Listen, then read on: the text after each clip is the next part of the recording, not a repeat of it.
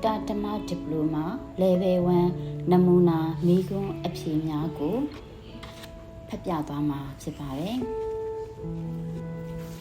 ဘဝခရီးဝေရွေးချယ်ရမည့်လမ်းနမူနာမိကွန်းအဖြေများမိကွန်းနံပါတ်1ဘဝခရီးဝေရွေးချယ်ရမည့်လမ်းဟူသောအမည်ဖြင့်ဟောကြားခဲ့သောတရားသည်မြည်သည့်နိကေမြည်သည့်တုတ်ကိုအနှစ်ချုပ်ဟောခဲ့ပါသည်။ထိုတုတ်၏အခြားအမည်များရှိလျင်အကြောင်းနှင့်တကွဖြေဆိုခဲ့ပါအဖြေဘဝခရီးဝေရွေးချယ်ရမည့်လမ်းဟူသောအမည်ဖြင့်ဟောကြားခဲ့သောတရားသည်အင်္ဂုတ္တရနိကေကေတမုဒ္ဒိတုတ်ကိုအနှစ်ချုပ်ဟောခဲ့ပါသည်ထိုတုတ်၏အခြားအမည်မှာကာလာမတုတ်ဖြစ်ပါသည်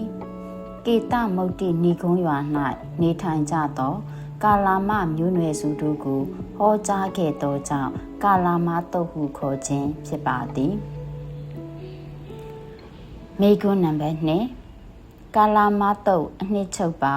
အမှားအမှန်ကိုစစ်ဆေး၍အမှန်တရားကိုမှတ်ယူရာ၌လိုအပ်သောစံသတ်မှတ်ချက်5ချက်ကိုဖော်ပြခဲ့ပါအဖြေကာလာမတုတ်အနှစ်ချုပ်ပါအမှားအမှန်ကိုစစ်ဆေး၍အမှန်တရားကိုမှတ်ယူရာ၌လိုအပ်သောစံသတ်မှတ်ချက်5ချက်တို့မှာ1အစဉ်အလာယုံကြည်မှုစသည့်အချက်10ချက်ကိုအခြေခံပြီးမှတ်ယူရ2ကိုယ်ပိုင်ဉာဏ်ကိုယ်ပိုင်အသိကိုသာအခြေခံရမည်3ကိုယ်ပိုင်ဉာဏ်ဖြင့်အဖြေထုတ်ပြီးမှားသည်ကိုစွန့်လို့၍မှန်သည်ကိုလက်ခံကျင့်သုံးရမည်4ဖြူစင်သောစိတ်မြင့်မြတ်သောသဘောထားဖြင့်အများနှင့်ဆက်ဆံနေထိုင်ရမည်5ကိုယ်ပိုင်ဉာဏ်ဖြင့်အဖြေမထုတ်နိုင်သောပြဿနာများ၌နှစ်ဖက်ကောင်းပြီးတေချာသောလမ်းကိုရွေးချယ်ရမည်မိဂုဏ်နံပါတ်3ဇနီးခေတ်တွင်ဘာသာမဲဆိုသူတွေပေါ်ပေါက်လာရခြင်းအကြောင်းတရားတစ်ခုကိုဆွေးနွေးခဲ့ပါအဖြေဇနီးခေတ်တွင်ဘာသာမဲဆိုသူတွေပေါ်ပေါက်လာရခြင်းအကြောင်းမှာဒီဘာသာတရားကမှန်၏ကောင်း၏ဟိုဘာသာတရားများကမမှန်မကောင်းအခြားဘာသာတစ်ခုကလည်းထိုနည်းတူစွာဟောကြားပြန်၏နာကြားရသူမှာအမှားအမှန်ကိုမဝေဖန်နိုင်သောကြောင့်မြည်သည့်ဘာသာမှမယူတာကောင်းမည်ဟုဆိုကာဘာသာမဲ့ဆိုသူများပေါ်ပေါက်လာရခြင်းဖြစ်ပါသည်မိခွန်းနံပါတ်4ဗုဒ္ဓဘာသာတရားကမရဲကဲတင်တယ်ဆိုတာရှိပါသလားဗုဒ္ဓဘာသာတရားသည်ဘယ်အရာကိုအခြေခံဟောထားသနည်းအဖြေဗုဒ္ဓဘာသာတရားက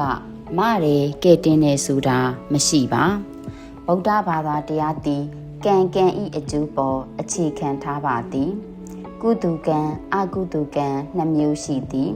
မကောင်းတာလုပ်ရင်မကောင်းအကျိုးခံစားရမည်ကောင်းတာလုပ်ရင်ကောင်းကျိုးခံစားရမည်ကိုလုပ်တာကိုခံစားမည်ဟုဟောထားပါသည်မိဂုဏ်နံပါတ်5ဗုဒ္ဓတရားတော်သည်လက်တွေ့ကြကြောင်းအရာရာဟာကိုယ်ပေါ်မှာမူတည်ကြောင်းဥပမာနှင့်တကွရှင်းပြခဲ့ပါအဖြေဗုဒ္ဓတရားတော်သည်လက်တွေ့ကြကြောင်းအရာရာဟာကိုယ်အပေါ်မူတည်ကြောင်းဆိုသည့်အချက်သည်အလွန်ကျေနပ်ဖွယ်ကောင်း၏ဥပမာကြောင်းတက်နေသောကလေးကိုကြည့်ပါကိုစာကျက်ရင်ကိုစာရ၏ကိုလုံးမှကိုရမည်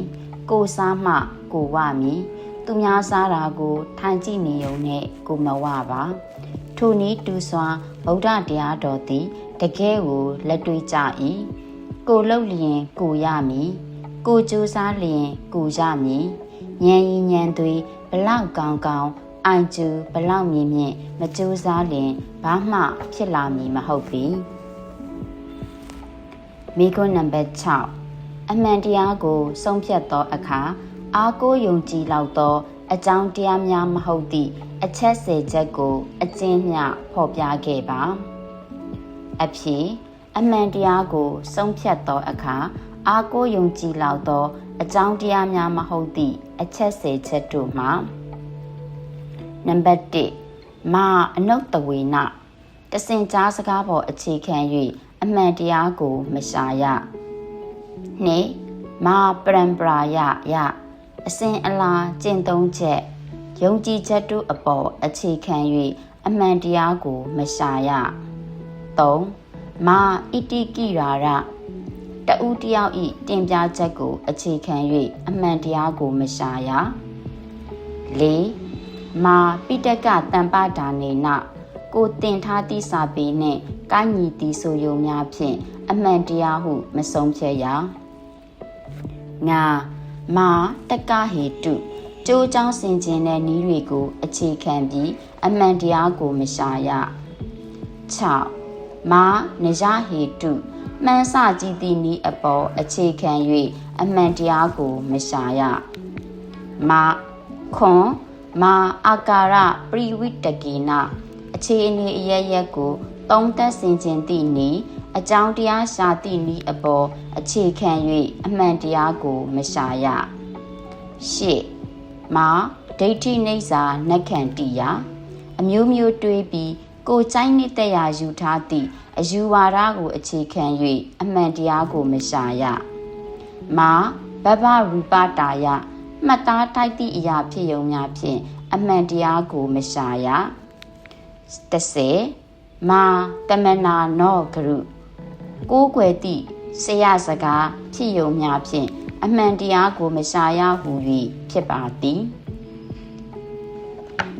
မိဂုဏ်နံပါတ်9အမှန်အမှားဆုံးဖြတ်သောအခါအားကိုးယုံကြည်လောက်သောအကြောင်းမှာအဘယ်နည်းဒေါသသည်အပြည့်ရှိမရှိသုံးသက်ပြပါအဖြေအမှန်အမှားဆုံးဖြတ်သောအခါအားကိုးယုံကြည်ရလောက်သောအကြောင်းမှာကိုယ်တိုင်လက်တွေ့တည်သောအသိဉာဏ်ဖြစ်ပါသည်ဒေါသသည်အပြည့်ရှိ၏ဒေါသဖြစ်လျင်စိတ်နှလုံးချမ်းသာမှုဆုံးရှုံးရ၏အရာရာမကျေနပ်ဖြစ်ကအတွေးစိတ်ရိုင်းတွေဝင်လာမည်နှုတ်ထွက်စကားများကြမ်းတမ်းလာမည်မပြောသင့်သည်ကိုပြောထွက်လာမည်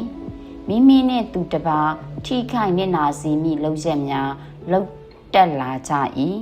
ထို့ကြောင့်ဒေါသသည်ကောင်းကျိုးမပေးပညာရှိသူတော်ကောင်းတို့မချီးမွမ်းသောတရားဖြစ်သည်ဟုသုံးသပ်မိပါသည်မိဂုဏ်နံပါတ်8စစ်မှန်သောငြိမ်းချမ်းရေးရရန်ကမ္ဘာလူသားများလိုအပ်နေသောတရား၄ပါးကိုဖော်ပြပါအဖြေစစ်မှန်သောငြိမ်းချမ်းရေးရရန်ကမ္ဘာလူသားများလိုအပ်နေသောတရား၄ပါးမှာ1မေတ္တာ2ဂရုဏာ3မုဒိတာ4ဥပိ္ပခာတို့ဖြစ်ပါသည်မိဂုဏ်နံပါတ်9မေတ္တာမထားနိုင်ရင်ဖြစ်လာနိုင်သောအကျိုးဆက်များကိုဖော်ပြပါအဖြေ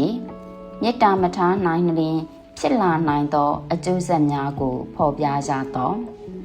မေတ္တာမထားနိုင်ရင်အမုန်းတရားများဝင်ရောက်လာမည်ဖြစ်သည်ထိုအမုန်းတရားများဝင်ရောက်လာသည်နှင့်တပြိုင်နက်အကျဉ်းနာတရားဆိုတာမထားနိုင်တော့ပါကြီးပွားလာသည့်ပုဂ္ဂိုလ်တွေတွေ့ရင်လည်းဝမ်းသာမှုတွေမဖြစ်နိုင်တော့ပါဤအကြောင်းတရားများကြောင့်စီလုံးညီညွတ်မှုဆိုတာလည်းမရနိုင်တော့ပါမိဂုဏ်နံပါတ်10အပေါင်းအသင်း society လူတွေကြားမှာနေလျင်ကျင့်သုံးသင့်သည့်တရား၃ပါးအကြောင်းတင်ပြဆွေးနွေးခဲ့ပါအပေါင်းအသင်း society လူတွေကြားမှာနေလျင်ကျင့်သုံးသင့်သည့်တရား၃ပါးအကြောင်းမှာ1မေတ္တာအမုန်းတရားများဖယ်ရှားပြီးလူသားတို့ကောင်းကျိုးချမ်းသာကိုလိုလားကြမည်အများကောင်းကျိုးဆောင်ရွက်မည်ဆိုသောစိတ်ထားဖြစ်နေရမည်2ဂရုဏာဒုက္ခရောက်နေသောပုဂ္ဂိုလ်တွေ့သောအခါအကျဉ်းနာဂရုဏာဖြင့်ထိုဒုက္ခမှလွတ်ကြောင်းဝိုင်းဝန်းကူညီဖြည့်ရှင်းပေးရမည်3မုဒိတာအောင်မြင်ကြီးပွားသူတွေ့လျင်ဝမ်းမြောက်ဝမ်းသာဖြစ်ရမည်ဟု၍ဖြစ်သည်